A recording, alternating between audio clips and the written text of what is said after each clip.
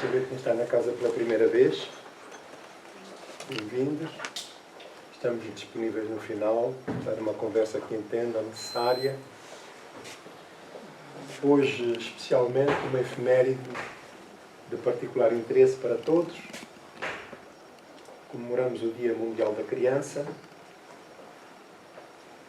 e, a esse propósito, a nossa mensagem introdutória é uma mensagem do livro Relicário de Luz, do Espírito Mondei, sobre a criança, em homenagem a todas as crianças do mundo, encarnados e desencarnados. E diz-nos o seguinte: a criança é o dia de amanhã, solicitando-nos concurso fraternal. Planta nascente é a árvore do futuro que produzirá segundo o nosso auxílio à sementeira. Livro em branco exibirá depois aquilo que gravarmos agora nas suas páginas. Luz iniciante brilhará no porvir conforme o combustível que lhe ofertamos ao coração. Barco frágil realizará a travessia do oceano encapelado da terra de acordo com as instalações de resistência com que lhe enriquecermos a edificação. Na alma da criança reside a essência da paz ou da guerra, da felicidade ou do infortúnio para os dias que virão. Conduzirmos, pois, o espírito infantil para a grande compreensão com Jesus é consagrar-nos a nossa vida à experiência mais sublime do mundo, o serviço da humanidade, na pessoa dos nossos semelhantes, a caminho da redenção para sempre, do Espírito Meio-Meio. Para recordarmos estas palavras tão sábias, recordamos a nossa própria trajetória, já que todos fomos crianças, mas é a altura de pensarmos sobretudo, não só nas crianças, mas também nas mães. Nas mães felizes ou infelizes, mas todas com filhos ou sem filhos, já que o espírito feminino, independentemente de ser ou não ser mãe no sentido mais comum do termo, o seu espírito, naturalmente, é um espírito maternal. Estamos todos em festa e agradecidos a Deus por esta oportunidade, honrando não só as crianças, mas também as nossas mães e a nossa trajetória enquanto na fase mais infantil, recordando-nos momentos melhores ou menos bons, servem para o nosso reacerto para com a vida. O que tivermos de perdoar, perdoamos, com sinceridade, porque temos que seguir em frente. E as experiências são todas úteis, benéficas, dependendo da forma como as usamos para o nosso enriquecimento moral e espiritual. Então, vamos dar início ao nosso trabalho com uma oração.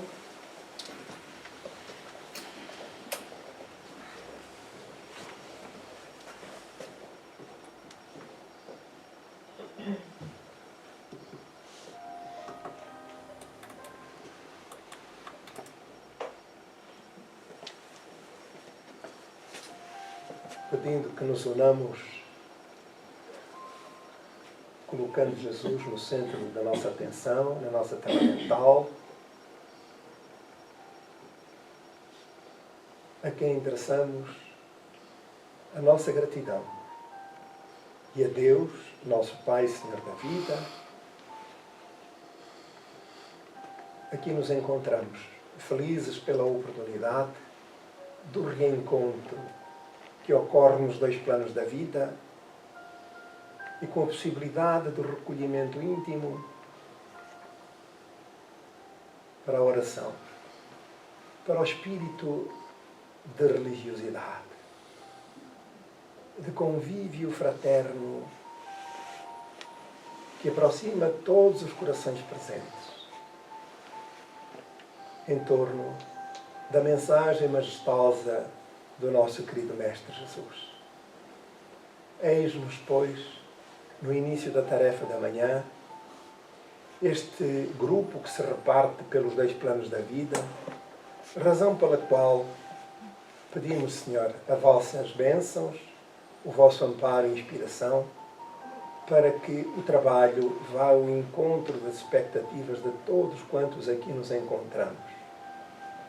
E, sobretudo, para com os planos dos benfeitores espirituais que nos orientam e desejam, com o seu trabalho e o seu empenho, que todos nos sintamos felizes, em paz e harmonizados com a vida. E em vós, Senhor, procurando o porto de abrigo que nos enlaça, que nos envolve, que nos acerena a alma. São momentos de inolvidável beleza. As vossas bênçãos, iluminadas pelo vosso amor e misericórdia, descem, cobrindo todo o ambiente, todos quantos aqui nos encontramos, beneficiando, em concordância com as necessidades de cada um. E por isso as nossas almas abrem-se em festa irreverentes para convosco, bendizendo a vida, bendizendo a vossa misericórdia e o vosso amor. Hoje, Senhor, quando comemoramos o Dia Mundial da Criança, pedimos-te especialmente por elas, particularmente por aquelas que mais sofrem nos seus lares, abandonadas, aquelas que sofrem as injunções da violência, da guerra, da fome, mas também privadas de educação, de instrução, de amor. Mestre querido, lembramos o teu convívio regular com as crianças que acolhias e abençoavas. E eis-nos, Senhor, diante de vós, de novo, colhendo as flores do teu amor. Por isso, para todas as crianças e para todas as mães, elevamos a alma em espírito de gratidão, cantando glória a Deus e rogando paz entre os homens da terra. Muito obrigado, Senhor. A saudação para todas as crianças, particularmente aquelas que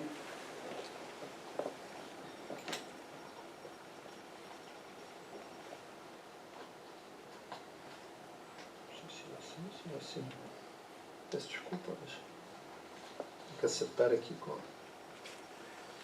Muito bem, particularmente aquelas que mais sofrem e que é do nosso dever atender às suas necessidades à medida também dos nossos meios e recursos.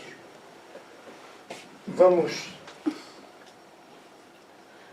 hoje retomar o estudo do Evangelho segundo o Espiritismo, o capítulo 2, cujo tema central é Meu reino não é deste mundo. Palavras de Jesus. Já aqui demos ou estudamos a vida futura, a realeza de Jesus, o ponto de vista, e agora entramos nas instruções dos Espíritos com o tema Uma realeza terrestre. Ora, como depreendemos das instruções dos Espíritos, a mensagem que se segue e sobre a qual vamos trabalhar tem a ver com uma mensagem espiritual recebida por via mediúnica e que Kardec inseriu no Evangelho segundo o Espiritismo. É uma mensagem, um testemunho de veras pungente, mas simultaneamente humilde pelas suas características, como teremos a oportunidade de ver. Então, no item 8 do capítulo, este é um testemunho pessoal. É um testemunho pessoal de um espírito feminino que foi rainha em França na sua última encarnação e, como tal, entendeu dar este testemunho nas reuniões que Kardec promoveu e vamos verificar a grandeza desse testemunho e quão importante é para as nossas vidas comparativamente àquilo que são as nossas projeções terrenas, os nossos anseios, aquilo que desejamos de facto para a vida. E ela dá aqui este testemunho em primeira mão, este testemunho pessoal. E diz o Espírito: quem melhor do que eu pode compreender a verdade destas palavras de Nosso Senhor? O meu reino não é deste mundo. Ora, quando é que ocorreu este momento em que Jesus proferiu esta frase, esta declaração? Recordam-se? Já sei que não são desse tempo, mas provavelmente no estudo recordarão qual foi o momento que a história registrou. Como? Não, eu não digo se estou certo ou está errado, porque senão os outros atemorizam-se, intimidam-se. Mais. Quem é que perguntou? Os apóstolos? Pilatos, na conversa com Pilatos. Não é? E ela vai buscar essa declaração de Jesus, exatamente. O César tinha toda a razão, acertou. Portanto, nota máxima. Nota máxima. Portanto, nessa conversa com Pilatos, estão ali em confronto duas realidades completamente diferentes. A realidade humana e a realidade espiritual.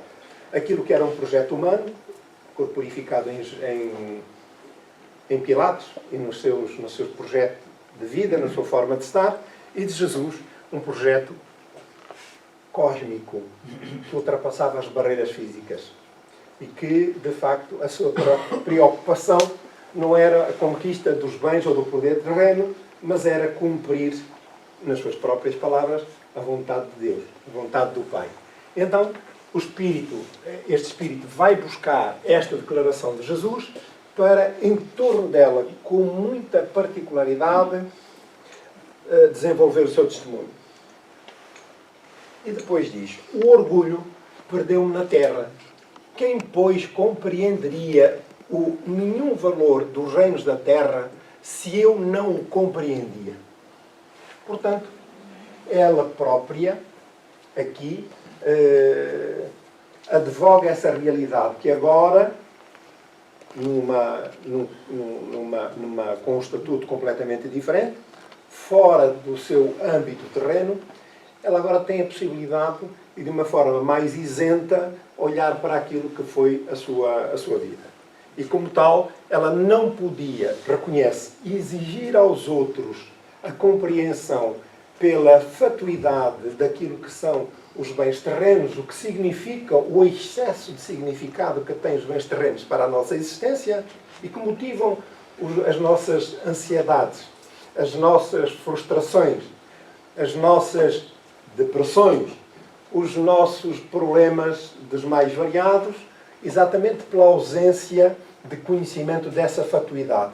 Mas ela reconhece que a posição, o estatuto que tinha e o lugar que ocupava devia merecer, de facto, essa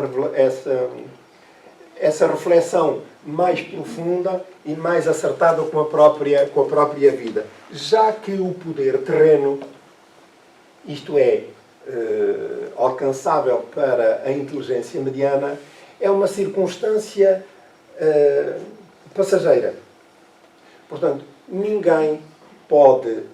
Há muitas pessoas que têm isso em mente, como a própria história revela, e não tão longínqua como isso. Até nos dias de hoje, pretende manter o poder e usa de todos os recursos que o poder lhe confere para garantir o lugar e o estatuto que ocupa na organização humana. Portanto, ela aqui reconhece que mais ninguém tinha melhores condições, para além dela, para perceber essa diferença e essa realidade.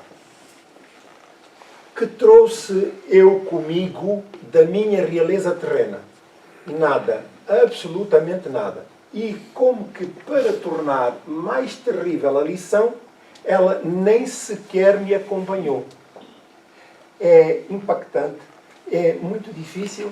Imaginem alguém que está no topo da hierarquia da organização humana e está convencida em absoluto que detém todas as prerrogativas, todos os privilégios que o lugar lhe confere. E que esse lugar vai se estender para além da morte. Portanto, é uma aquisição, uma conquista estabelecida por direito e privilégio, pela nobreza do sangue, e, portanto, em concordância com esses parâmetros, Deus naturalmente acolherá com o mesmo estatuto a criatura que na terra ocupa lugares cimeiros e vai assim continuar do outro lado da vida. É bem verdade que à época a própria Igreja, enfim, que agora não cabe no contexto, alimentou esta falsa realidade por razões internas e razões terrenas também, iludindo não só os mais destacados como os menos destacados. E nós já sabíamos que à época os poderosos, hoje ainda há também, mas os poderosos, não, ou os mais anónimos, digamos assim, não tinham o mesmo tratamento, o mesmo cuidado, o mesmo respeito, o mesmo acompanhamento, as mesmas promessas que tinham os poderosos. Então é natural que alguém com este estatuto esteja imbuído da ideia, da convicção que chegará ao outro lado e aquilo vai ser só tapete vermelho e flores a receber e palmas, aplausos, como se retornasse, enfim, uma grande criatura à espiritualidade. Mas nós estamos a falar de uma rainha, de alguém que ocupa o topo da hierarquia, ocupava o topo da hierarquia à época. Mas é uma lição que é transversal para todos nós, já que nós não dizemos, mas também nos sentimos príncipes, princesas, reis ou rainhas lá no íntimo. Nós sabemos que, apesar do aspecto e dos fracos recursos, nós todos temos privilégios, temos condições que os outros não reconhecem, mas nós sentimos-nos. Somos bonitos, sabemos falar, sabemos, enfim, temos todas as prerrogativas que são exigidas ao estatuto social, por aí adiante, e, portanto, lá no fundo nós sentimos também príncipes e princesas, com direitos inalienáveis. Ora, passando a graça, mas aquilo que é o espírito que está ali subjacente nesta mensagem é transversal a todos nós. Digamos que os nossos anseios devem estar em concordância com a realidade. E vamos ver já adiante o que ela diz a respeito. Portanto, não foquemos o fundo estrutural da mensagem num espírito que alcançou, digamos assim, os patamares mais elevados da organização humana, mas que é transversal a todos nós. E nós conseguimos transformar as questões mais efêmeras e mais comezinhas na vida em direitos adquiridos que exigimos que se estendam para além da vida física. E, portanto, lutamos por questões que são uma fatuidade, portanto, uma ilusão. Vamos ver adiante, porque ela chega ao lado de lá, e está, de facto, desiludida, porque o título não a acompanhou. E, portanto, as leis divinas, que são justas e são iguais para toda a criatura, independentemente de sermos mais ou menos aplaudidos, reconhecidos, há aquilo que é fundamental. E é isso que define o direito da criatura quando chega ao lado de lá. Vamos saber quais são esses critérios. Portanto, temos que partir do princípio que Deus é absolutamente perfeito. Ora, se é perfeito, as suas leis têm que acompanhar essa perfeição. E como tal, toda a vida que tem origem em Deus está submetida a leis sábias e justas. E todos nós estamos submetidos a essas leis. Porque senão Deus não seria justo e perfeito.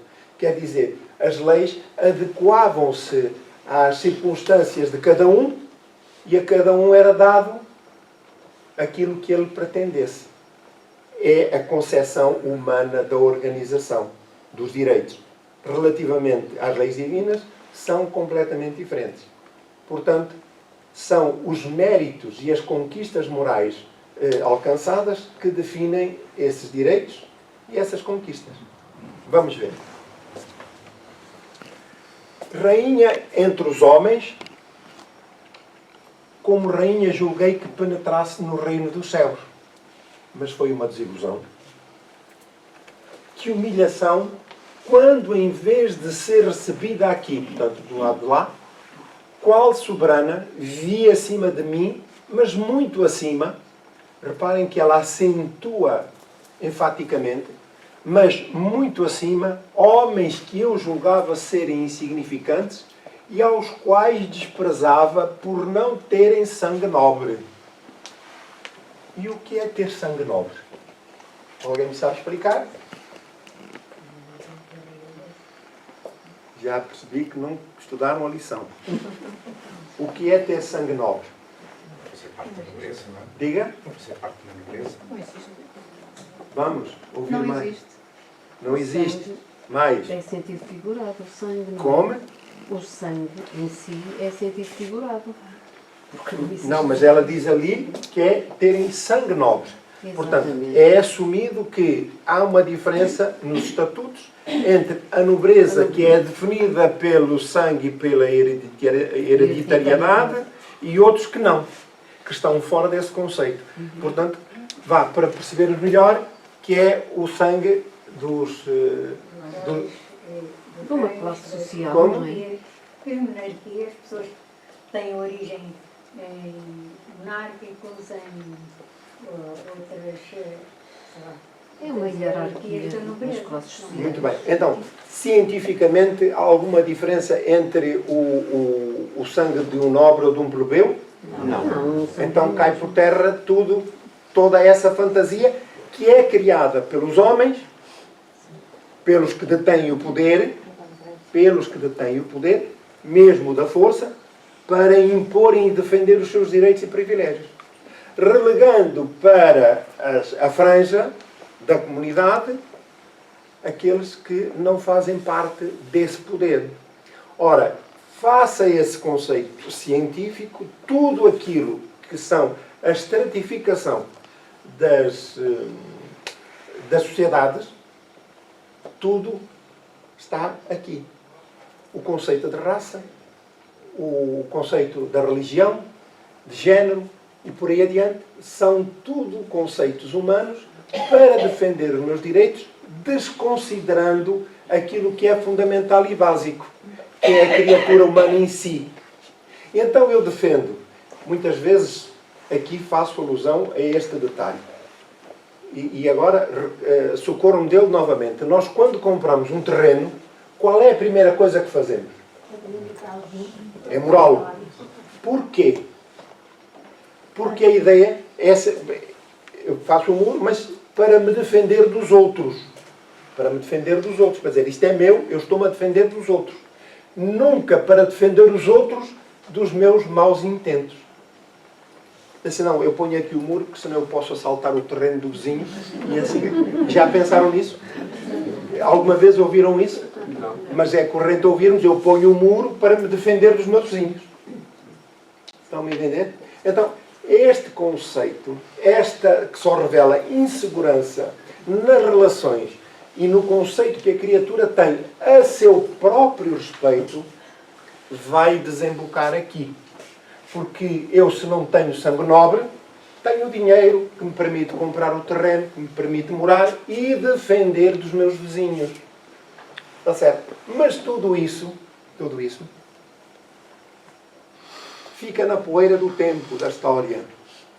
Porque de repente há uma ocorrência qualquer, isto está no próprio Evangelho, a respeito do homem rico, que julgava, que multiplicou os celeiros para guardar as suas colheitas, e nessa mesma noite morreu. Portanto, todo o projeto ficou pelo caminho. E isso representa a singularidade, mas a fatuidade da vida humana, quando ela assenta em conceitos que são meramente correntes e primitivos. Portanto, tudo aquilo então é fundamental, porque nós estamos a atravessar uma época, e temos que ter bastante vigilância e cuidado, estamos a atravessar uma época em que tudo está a ser remexido. E nós estamos a ser postos à prova, todos. Então, tudo aquilo que saia fora do conceito de justiça, de direitos meus e dos outros, que eu devo respeitar, nós temos que ter cuidado. Porque estamos numa época de transição planetária em que os próprios valores humanos que nós considerávamos consolidados estão a ser postos à prova.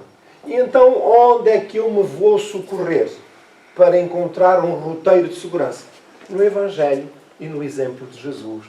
Como ele lidava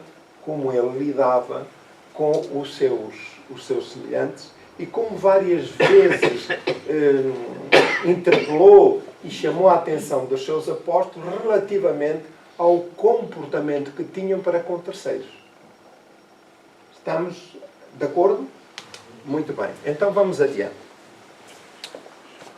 Oh, como então compreendi a esterilidade das honras e grandezas que com tanta avidez se solicitam na terra. É bem verdade que nós construímos uma realidade que nos satisfaça o ego, a vaidade. Contudo, a projeção da vida para além das fronteiras físicas é completamente diferente. E a realidade do lado de lá é construída sobre os valores, a ética, o respeito, a caridade, a humildade, o amor ao próximo, como Jesus asseverou e exemplificou. Então, esse deve ser o exercício e deve ser o roteiro, melhor dizendo, para o exercício das nossas vidas. Ora, o que acontece, e que surpreendeu aqui este espírito, é que aqui eu posso escolher. E quanto mais poder, seja o poder da força, ou seja o poder do dinheiro, eu tiver, melhor recursos tenho para escolher o que bem entender. Então, tudo segue de acordo com essas capacidades humanas e materiais para satisfazer o meu ego. E eu vivo conforme me aprouver. Do lado de lá, aquilo que é da matéria fica. E basta ver, quando olhamos para um cadáver, que toda a grandeza, a beleza da vida, a formosura, a constituição orgânica, tudo se esvai. E, no momento e no ápice, aquilo que era considerado belo e nos planos mais elevados da consideração humana, está reduzido a pó como qualquer cidadão mais anónimo ou qualquer animal. Com todo respeito. Porquê? Porque o homem é, para além da vida física, do corpo orgânico, é também espírito. E aquilo que alimenta o espírito são virtudes ou defeitos. Ora, quando chegamos para o lado de lá, o espírito é atraído automaticamente para a realidade que se coaduna, que está em concordância com o seu estatuto moral. Portanto, pode até apresentar-se como rei ou como rainha, mas a verdade é que é reduzida à insignificância do seu estatuto moral se não o tiver. E, portanto, a realidade em que passa a viver é completamente diferente daquela que tinha na Terra. Porque a que tinha na Terra não é que tivesse valores, porque eles são imperecíveis. Não. Os valores estavam disfarçados pelo ego, pela vaidade, pelo poder do estatuto e da força. Ora, é o título, pergunto, é o título que perverte as condições, o estatuto moral da criatura? Não. São as ações. Estamos convictamente. Diga.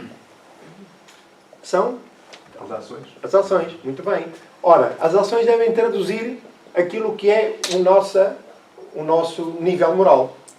Ora, nós temos exemplos na história de Portugal que todos conhecemos. A Rainha Santa Isabel. Santa Isabel. Que faz parte das equipas de trabalho de Maria, Mãe Santíssima, que é colaboradora próxima, é protetora de Portugal, trabalha junto do nosso país e foi, pelo seu exemplo, devemos ainda dizer que mesmo à época aquilo que eram os milagres da Rainha Santa mais não eram do que fenómenos mediúnicos, porque ela era portadora de faculdades mediúnicas em alto grau. Aquele que é mais conhecido como o milagre das rosas é resultado exatamente disso, de que Allan Kardec fala nas suas obras e os espíritos de referência, da materialização das rosas. Ficou conhecida como a transformação. Vão estudar a história de Portugal. Têm que estudar a transformação dos pães em rosas, quando foi interpelada. Portanto, é o exemplo vivo, comparativamente aqui a esta declaração, de que não é o título que perverte, mas são os valores do Estatuto Moral. E se nós estudarmos, agora é mais a própria história de Portugal, relata isso. Mas há várias obras do plano espiritual que relatam com mais detalhe, porque foram consultar os arquivos da história espiritual e identificar verdadeiramente o estatuto daquele espírito. E já era um espírito de elevado quilate moral quando reencarnou àquela época. Mas, dentro daquilo que eram os conceitos humanos, é unânime o reconhecimento de ser um espírito santo. Isto é, amava os pobres, os doentes, os necessitados, preocupava-se com todos em geral. Quer dizer, o seu título, contrariamente à vontade do seu esposo, muitas das vezes tinha que arranjar estratagemas para ludibriar a atenção do seu esposo, porque era contra as suas incursões nos bairros das criaturas mais necessitadas para os socorrer. Portanto, define todas essas ocorrências,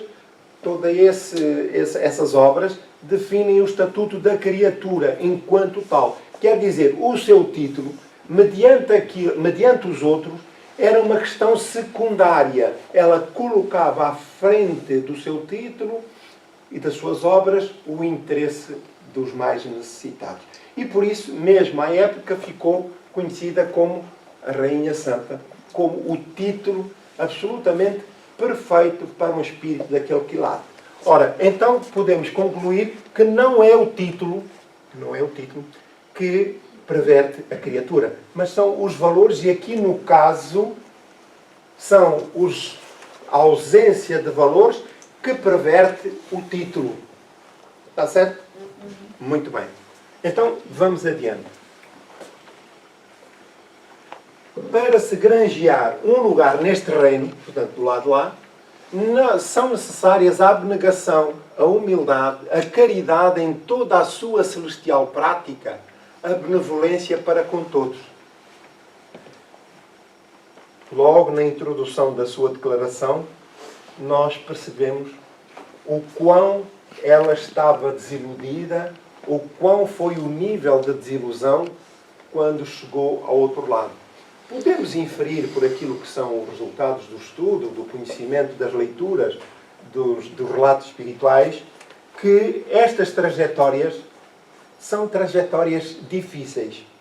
Porque desde o desencarne até aqui, vemos que já houve progresso. E, naturalmente, a dor deve ter sido imensa pelo reconhecimento de como foi o seu comportamento desviado daquilo que são os parâmetros mais elevados da vida. E agora já está afinada com as estruturas espirituais e morais dos planos superiores, às quais nós também estamos vinculados naturalmente.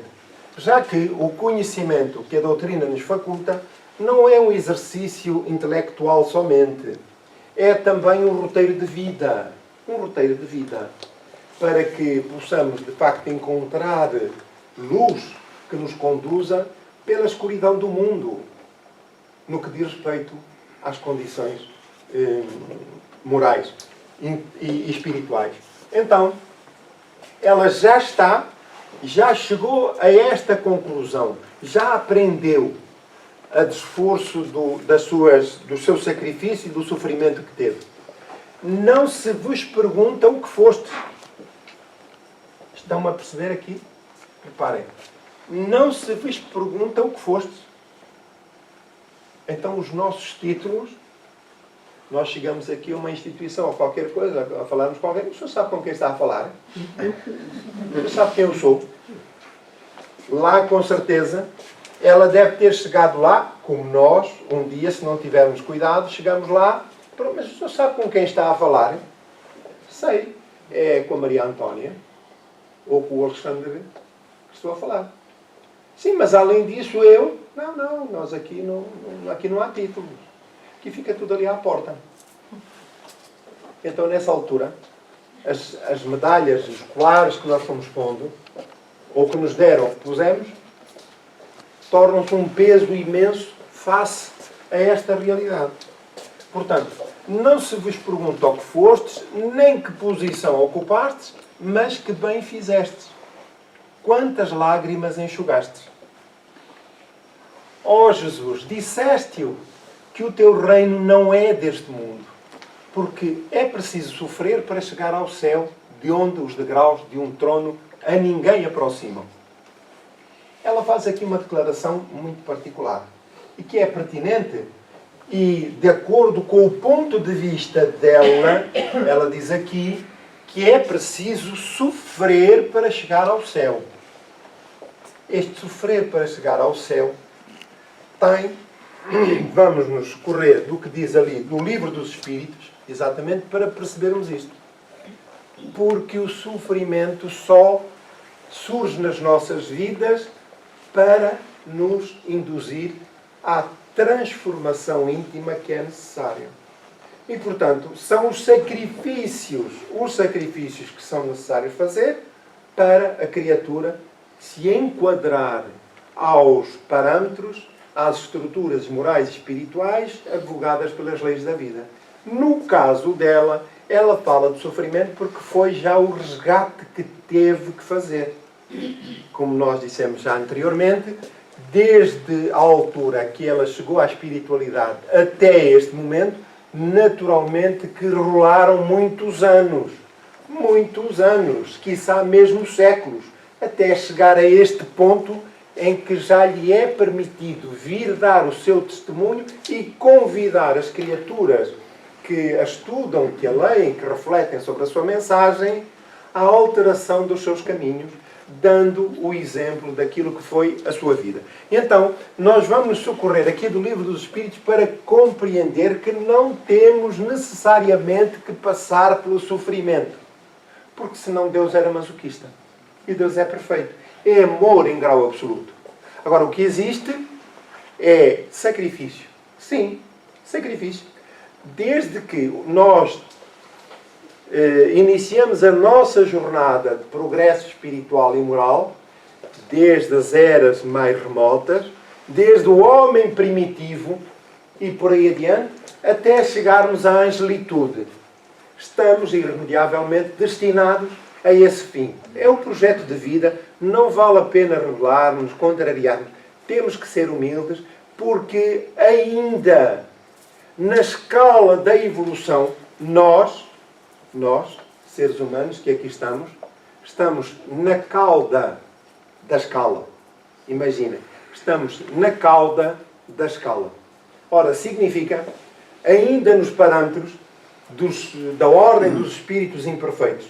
Depois nós vamos ter os espíritos perfeitos, e depois os espíritos superiores, os perfeitos, em grau absoluto, que já estão integrados com Deus. E aí, ou para chegar aí, há ainda muito trabalho a fazer.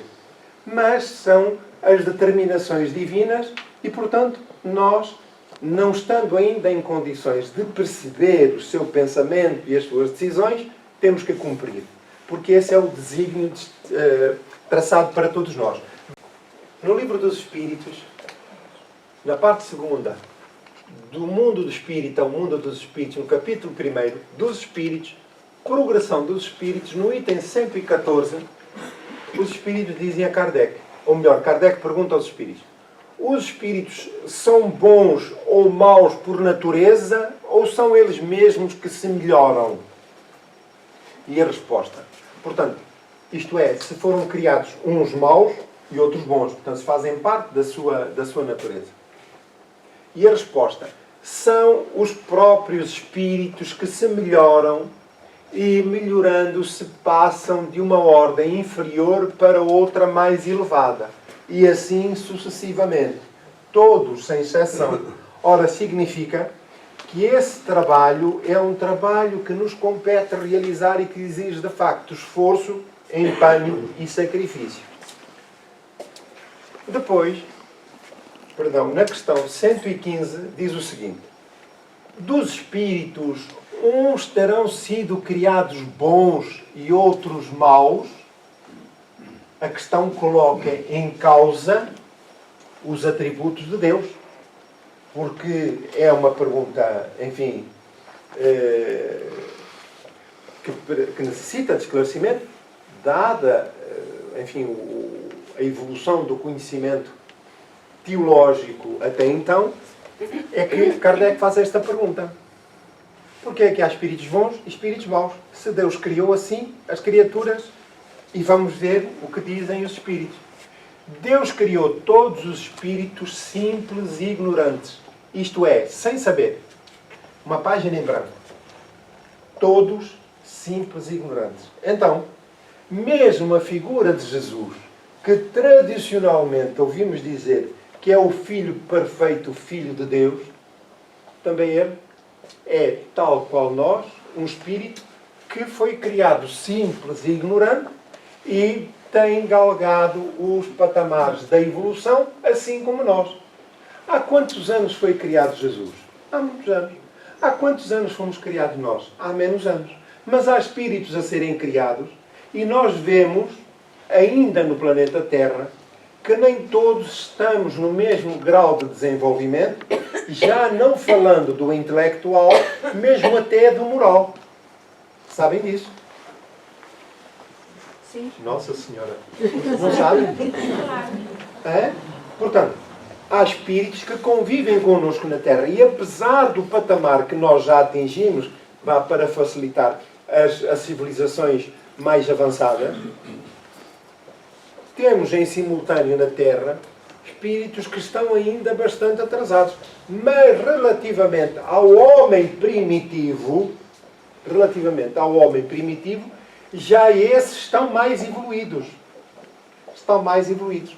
E hão de reparar que a misericórdia divina é extraordinária e a sua sapiência coloca no mesmo espaço mais evoluídos, menos evoluídos, para que uns se possam ajudar a evoluir através do conhecimento. Estamos a perceber esta dinâmica, estes mecanismos? Então, nós, o planeta Terra e a humanidade, pela leitura que fazemos, não estamos ainda tão evoluídos como pensamos. Estamos ainda na cauda, como já dissemos, do processo evolutivo. Então, a cada um deu determinada missão com o fim de esclarecê-los e de os fazer chegar progressivamente à perfeição pelo conhecimento da verdade, para aproximá-los de si. É o que estamos a fazer todos. Uns mais adiantados, outros menos adiantados, mas todos a trabalhar para esse objetivo. E esse objetivo, de forma consciente ou menos consciente, vai se operando no tempo.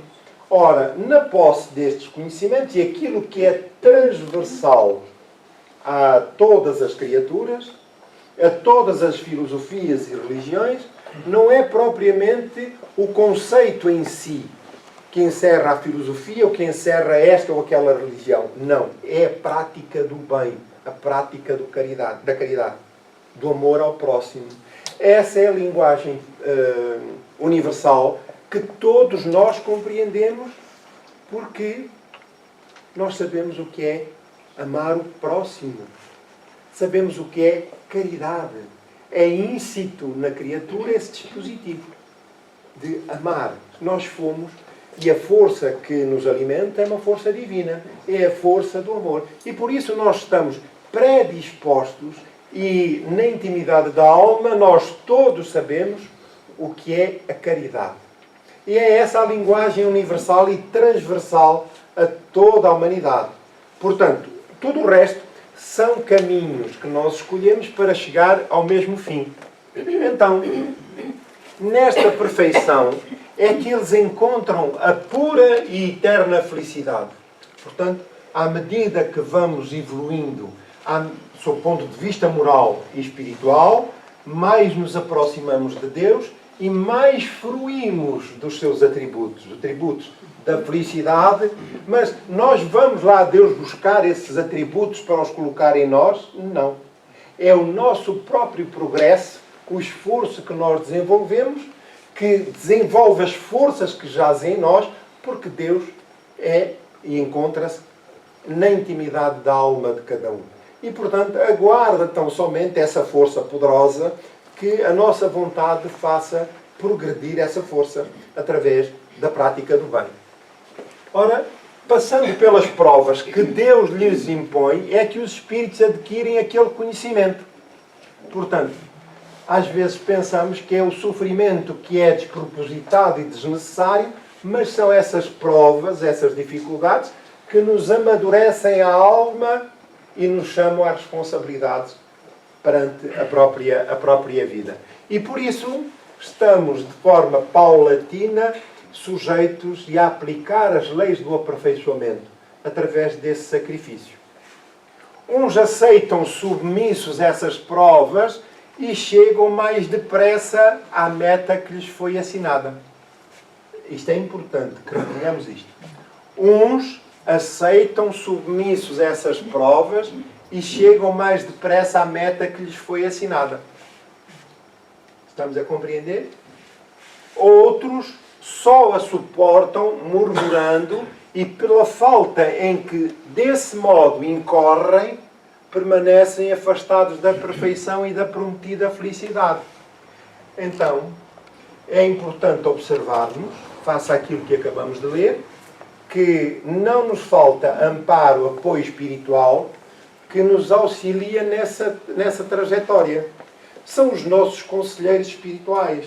Todos nós os temos. Ouvimos falar dos tempos imemoriais, do anjo da guarda, os guias espirituais. São criaturas que, relativamente a nós, mais evoluídas e que têm a missão de nos auxiliar nesse caminho. E inspiram-nos para fazer o bem. Ora, os mais humildes, os mais obedientes, vão paulatinamente crescendo nesse sentido. E há outros que nem por isso. Ora, aqueles que se sujeitam e obedecem de forma mais tranquila e humilde às inspirações dos espíritos superiores, mais facilmente evoluem na escala, no progresso evolutivo, portanto, no progresso da evolução espiritual traçada. E agora, e os outros? Os outros. Vamos lá ver. Se os outros são humildes e vão indo por ali fora, já estão lá em cima. E os outros? Se, afinal de contas, Deus é Pai de todos e os que não querem, os que se rebelam, como é que os vão tirar da retaguarda para os fazer chegar lá acima, já que o destino traçado é, de facto, a perfeição em grau absoluto, a felicidade em grau absoluto? Como é que se vão tirar os rebeldes cá de baixo para os estimular a prosseguir na escala? Vamos lá pensar.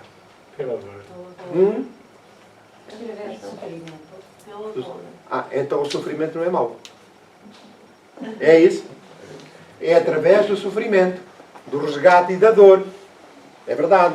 Porque os espíritos, uns são humildes e os outros são orgulhosos. Quer dizer, não querem, teimam. Ora, para lhes dar uma ajudazinha, tem que ser a dinâmica da vida, despoleta o resgate, que é traduzido naquilo que normalmente nós conhecemos como a dor ou o sofrimento. E só assim é que eles vão. Ora, podemos, digamos, numa linguagem figurada, traçar aqui uma equivalência quando éramos crianças. Eu já sei que nem todos passaram por isso, mas outros. No meu caso, a minha mãe dizia, olha, vais para a escola para ver lá. Naquele tempo, a escola era muito distante, ia-se a pé e vinha, não havia problema, de dia ou de noite. Se tu vais por aqui, vais sempre direitinho. Pois, está bem. A gente saía de casa, ia dar uma volta toda a cidade, ver as montas, para lá, até chegasse à escola, a horas. No regresso, também, outra vez, mais uma volta pelo outro lado, para ver as montas, até chegar a casa. Chegava a casa, a mãe perguntava, então, tanto tempo, tu saíste da escola às tantas horas? Não saí. Depois a professora ainda esteve a fazer não sei quanto, estive lá no recreio, e só agora é que mentira. Já tinha, isto é até o pai descobrir, ou a mãe descobrir. Se descobrem que ele não está a cumprir as ordens, o que é que lhe fazem? Dão-lhe um chupa. Não necessariamente. Mas dão-lhe um empurrãozinho, não é? Dão-lhe um empurrãozinho. Agora não se pode dizer um puxão de orelhas ou um tabefe. Mas, porque senão somos logo chamados à IPCJ. Mas, naquele tempo dava-se um empurrãozinho. E porquê? Era só para lembrar, não é nada... A gente dizia assim, eu não posso fazer porque se não chego a casa levo uns tabefes. Então deixa-me cumprir. Não é porque eu queria mesmo cumprir. É porque eu estava com medo dos tabefes. Mas aquele medo que está ali subjacente leva-me diariamente a cumprir, até que a certa altura eu já não tenho outras distrações, eu vou direitinho para o sítio a que estou destinado e volto exatamente no mesmo sentido. É exatamente isso. Então, a dor e o sofrimento que nos causam ainda muita impressão sob o ponto de vista espiritual têm tão somente a importância para nos fixar os interesses. Para nos fixar os interesses. Quando nós nos ajustamos às leis divinas, o sofrimento deixa de fazer sentido e é anulado. Estamos a compreender? Então isto faz parte da dinâmica da misericórdia divina. E como vem aqui, esta é a resposta àquela colocação da rainha lá atrás que dizia que para chegar ao reino dos céus era preciso sofrer. Não, é preciso fazer sacrifícios. Isso sim, que é diferente. Porque nem todos os espíritos estão sujeitos aos resgates, ao sofrimento e à dor. Mas estamos todos sujeitos às provas. E a forma como nós encaramos as provas é que vão ditar o futuro. Portanto, os que forem mais relapsos, lá vem a dor para dar uma ajuda até ao momento em que for preciso. Os outros seguem adiante tranquilos por aí acima. Estamos... Alexandre, se me permites aqui apenas um raciocínio para contribuir para melhor esclarecimento da questão em pauta. Falamos da progressão dos espíritos até à perfeição. Esta resposta não é, digamos assim, a melhor para nós a entendermos. Porque os espíritos progridem, sem dúvida nenhuma, mas não até à perfeição absoluta. Sim, mas isto é já uma questão aqui de mas retórica. De retórica, mas temos de explicar para que não haja equívocos, enfim, a nível desta questão que é muito subjetiva. Não, aqui quando se diz chegar à perfeição... É uma perfeição relativa. Sim, mas é a aproximação a Deus. Absolutamente. A aproximação a Deus. Absolutamente. A integração em Deus. Mas não é? eles nunca chegam à perfeição absoluta. Claro. Porque senão haveria muitos deuses.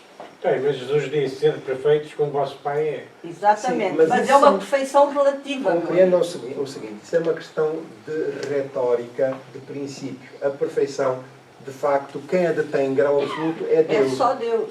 E os espíritos continuam sempre o seu processo certo. Evolutivo, Mas, mesmo quando já têm essa suposta perfeição. Mas deixa-me explicar o seguinte, a perfeição aqui no texto representa a aproximação, a integração plena com Deus.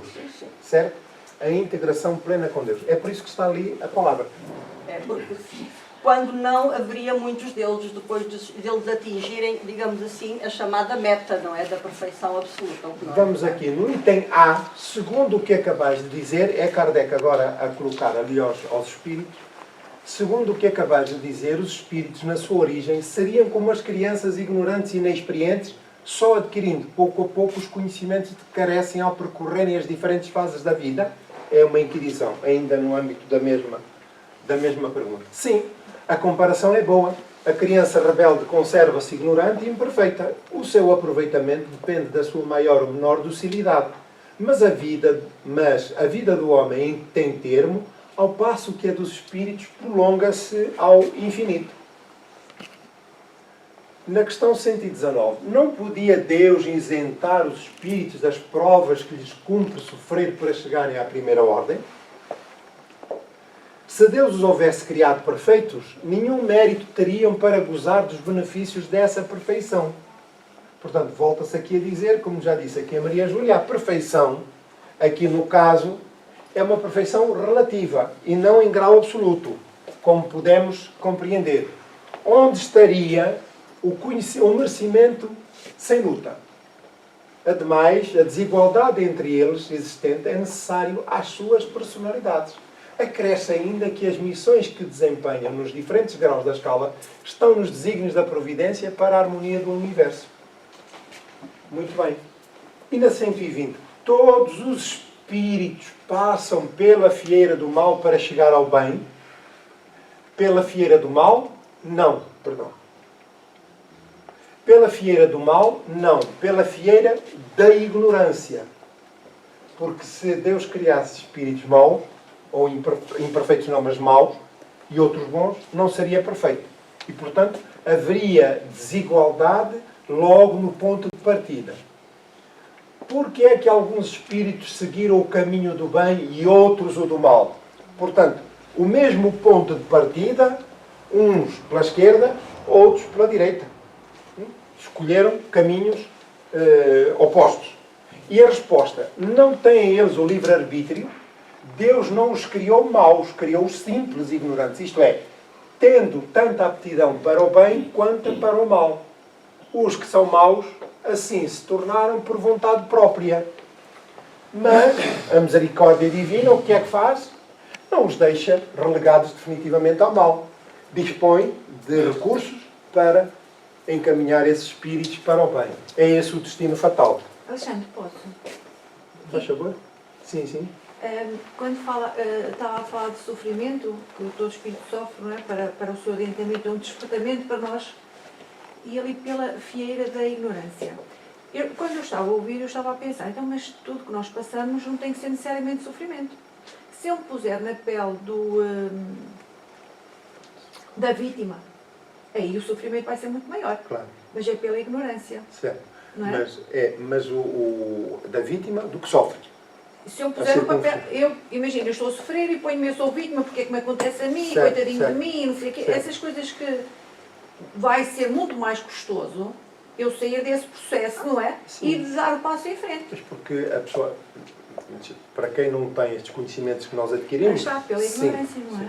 Não, mas a ignorância aqui é a origem. Mas Ok. aqui também pode-se usar a ignorância, o desconhecimento desta realidade. É por isso que para nós é importante a assimilação destes conceitos no sentido da libertação da vitimização. Agora, nós sofremos porquê? Aquilo que é o conceito do sofrimento do ponto de vista humano. Porque, e qual é o conceito da felicidade que temos? É uma vida completamente destituída de sobressaltos. Queremos saúde a 100%, queremos condições materiais a 100%, tudo a 100%. Não é? Tudo que contraria e que nos escapa, tudo isso é sofrimento.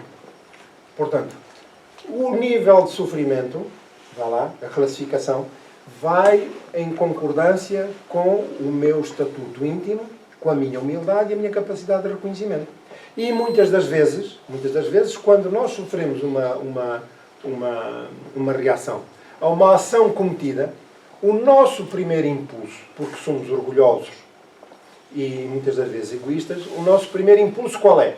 É arranjar justificação para a nossa ação, que foi má, mas que nós entendemos ser justa de acordo com o nosso ponto de vista, e por isso é que as consequências são que nos provocam dor e sofrimento e estão desajustadas com aquilo que o conceito que eu tenho a respeito de mim mesmo.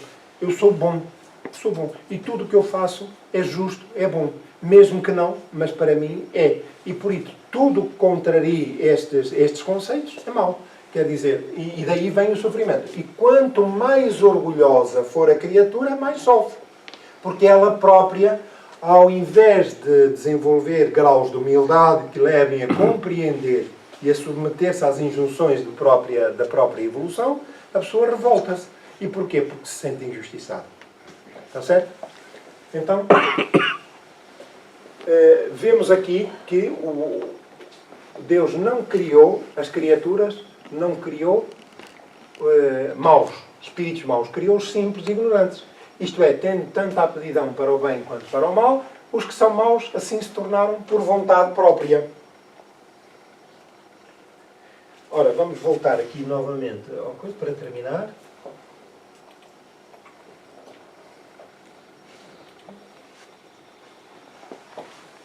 Muito bem. Então, a ele só conduzem as veredas mais penosas da vida. É evidente que a lição que ela tirou, exato, os caminhos que ela teve que percorrer foram esses, das dificuldades do outro lado da vida, ou mesmo aqui, quando somos submetidos a experiências dolorosas, difíceis, mas que exigem de nós compreensão e sacrifício até no entendimento, para melhor aceitação. Procurar depois o caminho através das urzes e dos espinhos e não por entre as flores. E era isto que nós, idealizamos na vida, é sempre um tapete de flores, perfumado. Tudo o que seja perturbação é sofrimento. Correm os homens por alcançar os bens terrestres como se houvessem de os guardar para sempre. Aqui, porém, somem-se todas as ilusões. Cedo se apercebem eles de que apenas apanharam uma sombra. Portanto, a fatuidade dos nossos propósitos e das nossas realizações terrenas, quando elas não têm um fim superior. Desprezando os únicos bens reais e duradouros, os únicos que lhes aproveitam na morada celeste, os únicos que lhes podem facultar acesso a esta. Compadecei-vos dos que não ganharam o reino dos céus. Ajudai-os com as vossas preces, porquanto a prece aproxima do Altíssimo homem. É o traço de união entre o céu e a terra. Não se esqueceis. Uma rainha de França, isto foi uma mensagem recebida em Havre no dia 1863. Portanto, Allan Kardec introduziu no Evangelho segundo o Espiritismo como uma lição preciosa deste testemunho pessoal que nos vem auxiliar a ampliar a visão que temos da vida e como devemos, de facto, com humildade, encarar as circunstâncias a que somos chamados a viver, pois são provas que nos são colocadas. Alguma dúvida relativamente ao tema? Vamos suficientemente esclarecidos? Muito bem. Então, vamos dar por terminado o nosso trabalho. Antes, porém, queremos informar que no próximo dia 15 de junho, portanto, de hoje a 15 dias, as instalações estão encerradas. Vai ocorrer o encontro de trabalhadores espíritas da região do Porto, promovido pela União Espírita da região do Porto. Este trabalho é exclusivamente dedicado aos trabalhadores das associações espíritas, enfim, das pessoas que frequentam os grupos de estudo. Portanto, por essa razão, vão estar as instalações encerradas no dia 15. Muito obrigado pela atenção. Vamos encerrar o nosso trabalho.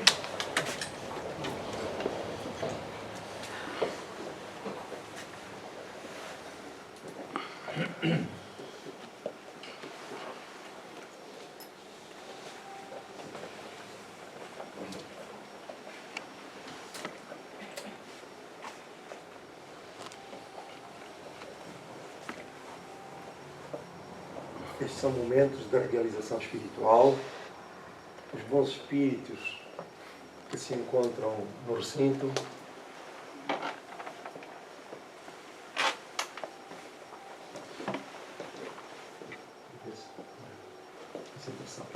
vamos lá. Todos juntos, unidos como um feixe de varas, levar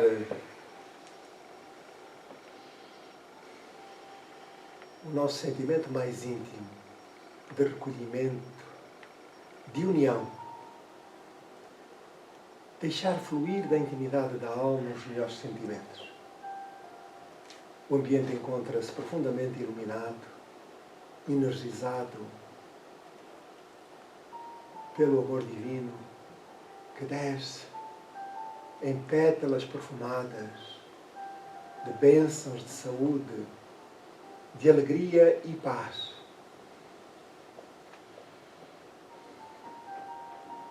Pai de infinita misericórdia, eis-nos reunidos em vosso nome, razão pela qual solicitamos as vossas bênçãos, a vossa misericórdia e o vosso amor.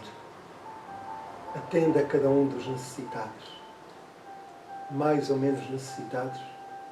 Somos todos, Senhor, e por isso as nossas almas abrem-se para acolher essas bênçãos de luz. Pedimos-te por aqueles que mais sofrem no plano físico ou no plano espiritual, que as tuas bênçãos e o teu amor possam adentrar os corações aflitos. E são imensos, Senhor, aqueles que jornadeiam pela vida ao influxo da perturbação, do desespero, da fome, da tristeza. Queremos pedir-vos, Senhor, pelos suicidas, pelos toxicodependentes. Queremos pedir-te ainda por aqueles que se opõem ao progresso da humanidade. Espíritos empedernidos, orgulhosos, mas que a tua misericórdia e o teu amor não deixarão de atuar junto de cada um para os motivar ao progresso a que estamos todos irremediavelmente traçados.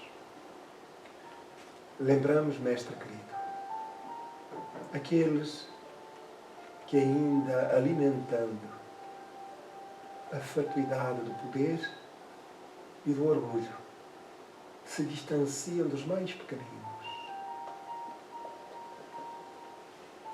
infringindo compromissos assumidos, desviando-se do roteiro que a própria vida proporciona a cada um para o seu resgate, para a sua reabilitação. Mestre querido, pedimos-te por aqueles que são fonte de nossa preocupação, familiares, amigos ou outros. Fazemos parte da família universal e eis-nos, pois, Senhor, em oração singela, rogando-vos amparo. Nesta data em que comemoramos o Dia Mundial da Criança, é por elas, Senhor, que te rogamos.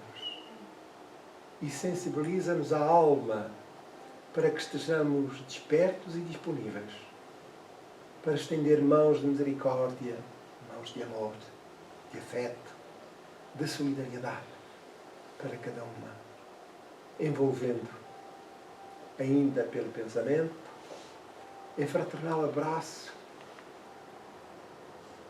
de paz e de harmonia.